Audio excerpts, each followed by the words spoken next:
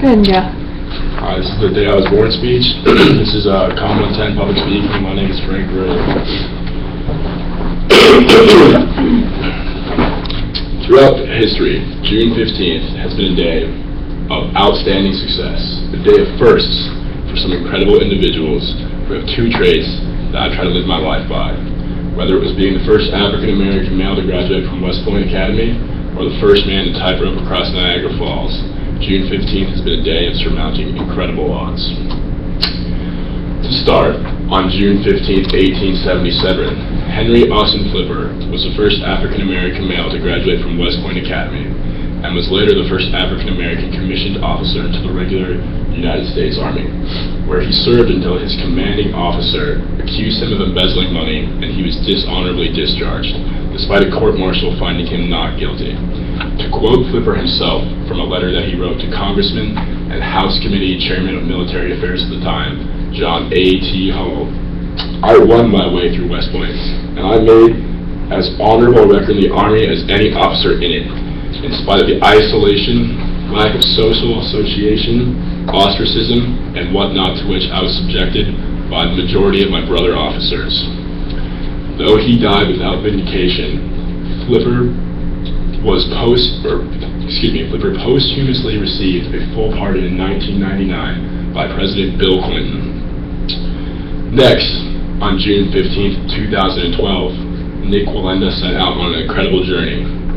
Walking on only a 2-inch cable, he crossed over the brink of Niagara Falls. Due to the proximity of his cable to the falls, there were several extremely hazardous conditions that are not in a normal tightroping act. The first of which was the sheer length of the walk itself.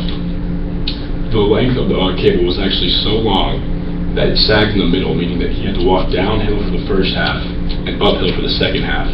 The second factor was the mist. He was actually so close to the falls that the mist was coming off of the falls, obscuring his vision and making the rope that he was walking on slick. Next was the wind, which was shaking his cable and coming in the opposite direction of the mist that was coming off the falls. And finally was holding his concentration for the duration of the walk. Between the roar of the falls and the looming rocks beneath him, he had to be sure to keep his focus for the entire length. ABC Network insisted that if he wanted the event televised live, he had to wear a cable, but Nick never needed it. To quote an article that was published to the Huffington Post later that day by Neil Gully, he took a little more than 25 minutes to walk from the United States side in the dark of night. Arriving on the Canadian side, he hugged his family members and greeted Canadian officials, who playfully requested his passport. Asked the purpose of his visit, Wallenda told officials that he was there to inspire people. This isn't the end for Nick. His passion drives him to new heights, no pun intended, as he trains to cross the Grand Canyon and continues to show people that nothing is impossible. Throughout the years, discipline and passion have been displayed by incredible individuals on June 15th. My hope is that I can learn from them and emulate these traits in my life, traits that were demonstrated to the world on the day I was born.